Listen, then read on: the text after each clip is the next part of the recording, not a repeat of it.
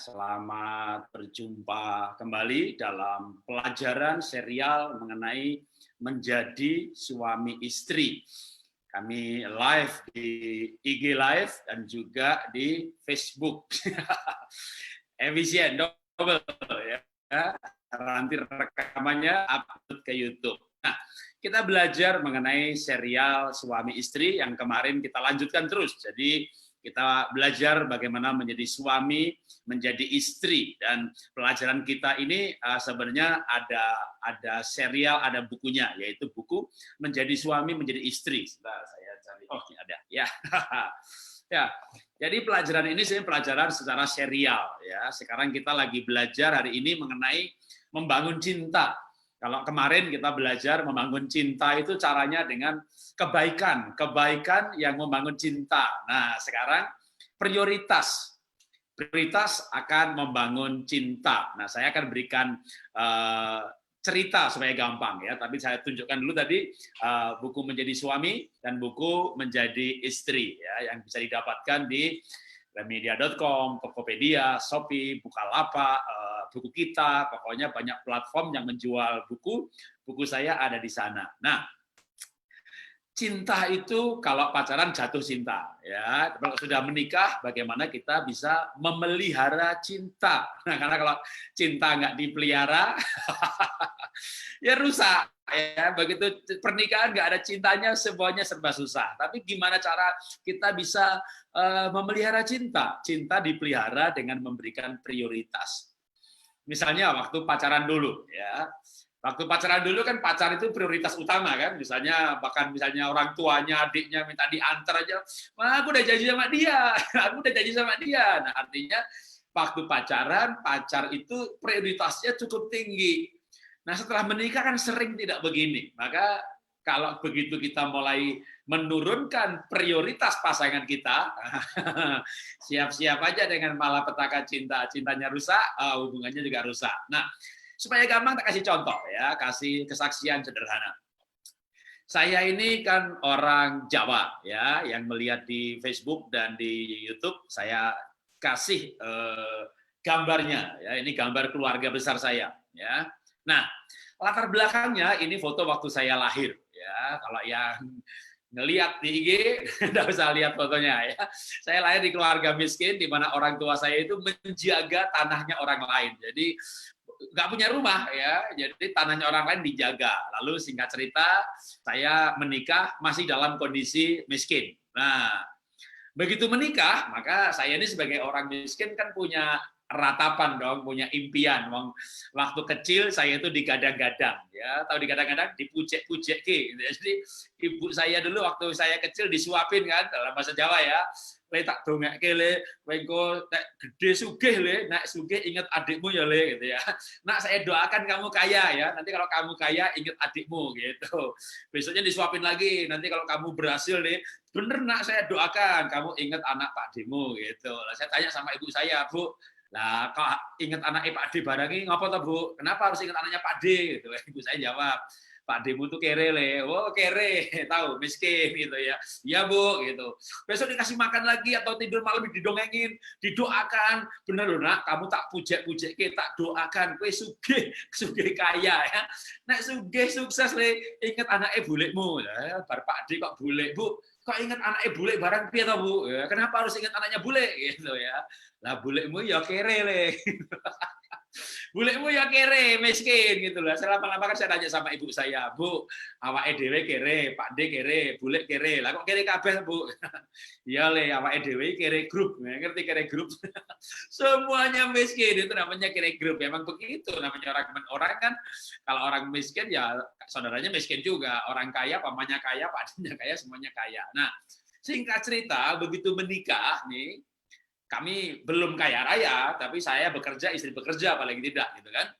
Saya punya impian dong, impian masa kecil ya, passion. Waduh, saya dari kecil kan didoakan nih, kalau udah sukses bantu ibu, gitu. Nah, jujur saya pernah tidak jujur.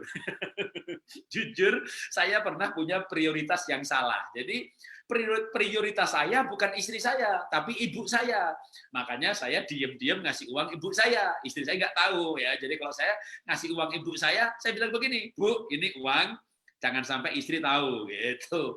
Ibu saya nggak suka begitu. Dia nasihati, ora becik le, jangan begitu, itu nggak baik ya. Kalau memberi itu ya istri harus tahu. Tak bilangin ibu saya, Bu, Alkitab tuh bilang, Bu, kalau memberi tangan kiri, tangan kanan jangan tahu, apalagi tangan istri. Ini cucok logi, comot ayat di luar konteksnya, pokoknya gimana membantah gitu kan, biar pokoknya ibu ini jangan, udah, saya tanya, Bu, ibu tuh mau apa enggak? Ya mau, kalau mau diem gitu ya. Mana namanya wanita mana bisa diem, dikasih duit banyak gitu ya. Wah, senang banget. Telepon ke Jakarta, waktu itu belum ada gadget ya kan, adanya telepon biasa. Wah, yang terima telepon ibu saya. Jadi istri pulang ke rumah, istri bilang sama saya, tadi ibu telepon. Ya kenapa? Bilang terima kasih. Waduh. Ngasih ibu istri gak tahu terima kasihnya sama istri ya. Sudahlah, Anda tahu apa yang terjadi. Ya kita semacam kayak bertengkar, ngomong gak enak nadanya gitu dah. Nah,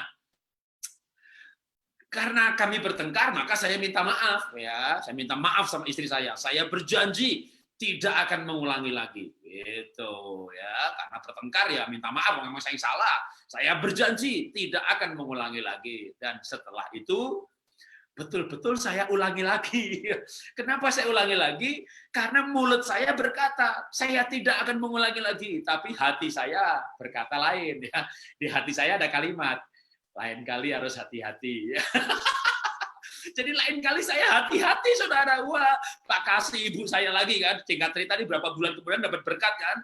Bu, jangan terima kasih sama istri, Bu. Istri itu nggak tak kasih tahu. Biar damai di bumi, Bu. Alkitab berkata, hidup ini harus damai sejahtera. Setidak-tidaknya tergantung padamu. Jadi, Bu, jangan ngomong sama istri nanti malah ribut gitu ya. Tak suruh diem gitu. Nah, transfer kan. Namanya saya laki-laki nggak teliti, orang sanguin. Bukti transfer kececer. Ya, ketahuan. Ketahuan. Udah begitu ketahuan ya berantem lagi. Yang kedua ini lebih hebat berantemnya. Saya minta maaf ya, saya minta maaf dan berjanji sekali lagi bahwa tidak akan mengulangi lagi. Dan setelah yang kedua ini memang betul-betul saya masih mengulangi lagi. Kenapa? Saya masih berkata dalam hati, lain kali harus hati-hati. Gitu. Jadi lain kali saya nggak mau transfer. Tunggu aja adik datang ke Jakarta, titip cash gitu ya. Jadi nggak bisa dilacak sama PPATK. Kasih cash gitu. Tapi bapak harus tahu, laki-laki harus tahu. Wanita itu punya marifat. Walaupun nggak ada bukti transfer yang tercecer gitu ya. Lihat wajah adik sumringah, gitu. Ngerti sumringah? Itu bahasa Ibrani dari Jawa Tengah, dari Solo. Sumringah itu wajahnya berseri-seri gitu, kinclong gitu. Adik wajah begitu, istri saya tanya, ya kan, kamu ngasih uang adik? Ya nggak mungkin dong saya bohong. Saya bilang iya. Kasih berapa? Ya 500.000 lebih. Oh ya sudah, gitu. 500.000 lebih, gitu. Lebih 4 juta, gitu ya. Dalam hati saya nih, 4,5 juta itu kan 500.000 lebih. Berarti nggak dosa dong, saya bilang 500.000 lebih, kan 4,5 juta itu 500.000 lebih, gitu. Nah, tapi jujur lama-lama saya sendiri bergumul. Apa ini hidup yang saya inginkan? Waktu itu pun kami juga cukup bahagia, ini berlangsung dari menikah itu ada kali 10 tahun. Kami juga cukup bahagia, nggak pernah gebuk-gebukan teriak-teriak begitu ya. Tapi saya nggak maksimal, saya tetap merasa bahwa keintiman suami istri itu nggak pada puncaknya. Sampai akhirnya saya belajar mengenai prioritas dan integritas. Memberi kepada orang tua 4,5 juta, bilang ini 500.000 lebih, gitu. Memang nggak dosa, ya. Tapi integritasnya jelek banget gitu. Belum lagi dalam prioritas, maka setelah menikah prioritas itu istri. Akhirnya singkat cerita saya bertobat ya dari sikap ini. Sebelumnya saya sudah bertobat dari tidak beragama, tapi bertobat dari sikap ini. Lalu saya punya komitmen, janji sama istri. Kalau ngasih adik saya, ibu saya, kamu yang ngasih, gitu ya. Kalau ngasih ke papamu, misalnya mau ngajak ke luar negeri, nanti biar aku yang ngomong, gitu. Nah, singkat cerita, kami mau pulang ke Solo, jadi saya udah siapin nih amplop buat ibu, gitu ya. Udah saya siapin amplopnya, udah isi duitnya, udah ditutup, tinggal dikasih, gitu. Namanya wanita, saudara ya, tinggal ngasih tuh dibuka loh. Dibuka, dihitung, aduh. Nanya lagi, kok 1 juta? Ya sudah, ikhlasnya berapa?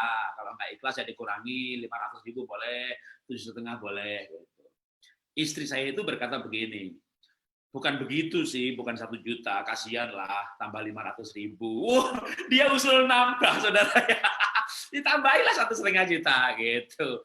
Jadi ceritanya nih, dulu waktu saya ngasih ibu saya diem-diem, ya ngasih tuh 700.000, 1 juta, 500.000 itu, ngasihnya diem-diem gitu. Bahkan kalau memberi itu sambil berkata kepada ibu saya, Bu, jangan sampai istri tahu.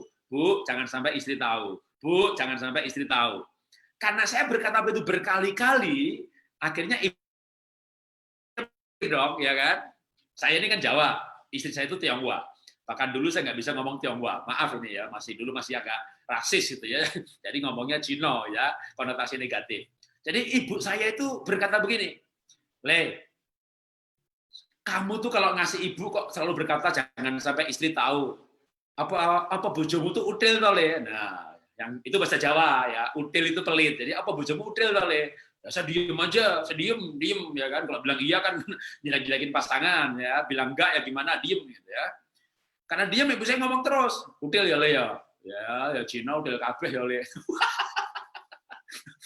Cina util kabeh, saudara. Ternyata perbuatan saya itu merusak reputasi satu bangsa, saudara. Makanya sekarang ini saya di depan publik dalam streaming ini saya memohon maaf, minta maaf kepada keluarga-keluarga Tionghoa karena kelakuan saya membuat ibu saya berkata Cina util kabeh. Nah, singkat cerita kan sekarang yang memberi kepada ibu ini istri saya. Dan waktu istri saya mau memberi, dibuka, dihitung, gitu, tambahin 500.000. Ya kan? Nah, ini mau tak kasih lagi, tambahin lagi 500.000. Jadi, itu tambah banyak. Lama-lama ibu saya tuh niteni. Ya, tahu niteni? Mengingat-ingat.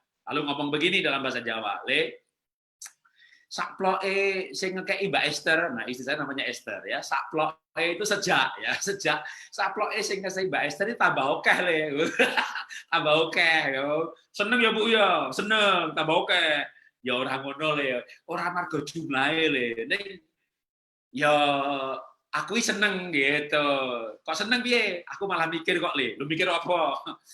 Nah sakploke sing ngekei Mbak Esther itu tambah okeh le, terus ya Mbak Esther ngutil kowe le. Mbak Es yang ngudel kowe. Ternyata yang pelit itu kamu, katanya begitu. Saya diem lagi. Kenapa saya diem? Lah itu istri saya kan nambahin pakai duit saya. Itu nambahinnya pakai duit saya. Tapi saya diem aja, saya diem. Kenapa diem? Ya, biar istri dapat kredit, dapat poin. Ya. Wah, akhirnya ibu saya itu sayang banget sama istri saya. Istri saya disayang mertua. Wah, dia bahagia banget, saudara. Dia bahagia, ya dia membahagiakan saya, saudara. Jadi ternyata, begini saudara, waktu saya itu punya prioritas yang salah. Kan saya punya prioritas, ibu saya nomor 1, istri nomor 2. Ya, buktinya kalau saya memberi kepada ibu, diam-diam, istri nggak tahu. Berarti ibu saya prioritasnya nomor 1. Saya kasih 1 juta, gitu. Lalu saya ganti prioritas kan, prioritas pertama saya istri saya sekarang ya, mau ngasih ibu, istri yang ngasih, mau ngasih ibu lewat istri gitu. Lalu istri diberi prioritas, diberi penghargaan, seneng gitu. Nambahi bukan 1 juta, 1,5 juta. Jadi apa yang saya mau simpulkan?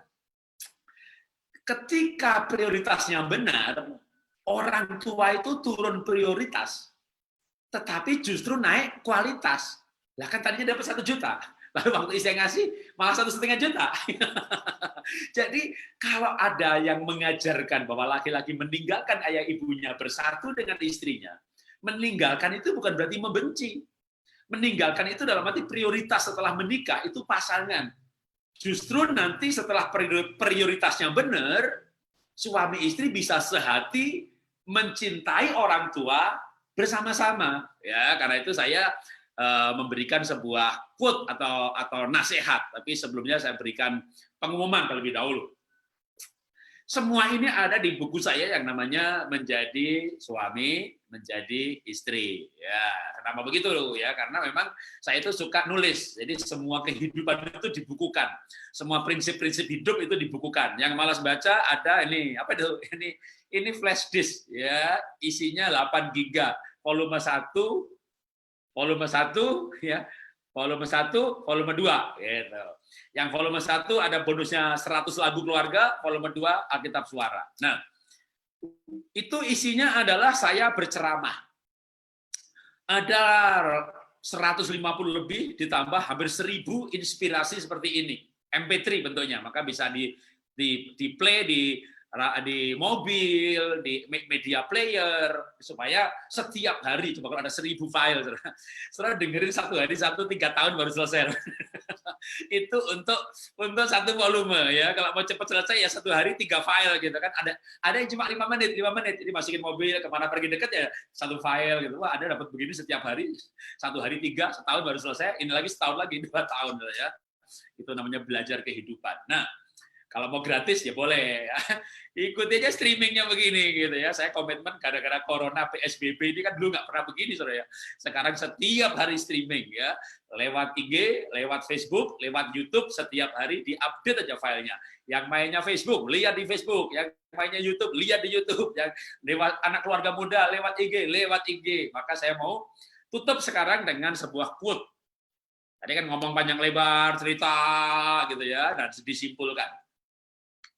Ketika pasangan diberi prioritas pertama, ia bahagia dan bisa bersama-sama mengasihi orang tua dengan kualitas yang lebih baik. Salah prioritas merusak tatanan keluarga, timbul iri hati dan dengki, merusak harmoni hati. Nah, makanya menikah itu jangan salah prioritas, karena kalau kita salah prioritas, justru merusak. Kita pikirkan, wah ngasih ibu diam-diam biar istri nggak ribut. Emangnya bisa jaga rahasia, zaman sekarang ini gampang sekali segala sesuatu diketahui. Tapi dengan memberikan prioritas yang benar, ibunya bahagia, istrinya bahagia, ya, maka kita bisa menjalani pernikahan dengan bahagia. Maka tema hari ini adalah membangun cinta lewat prioritas yang benar. Di dalam prioritas yang benar, maka semuanya mendapat cinta kasih sebagaimana seharusnya. Itulah inspirasi hari ini bersama saya Jarod Wijanarko dari Keluarga Indonesia Bahagia. Salam dahsyat, luar biasa.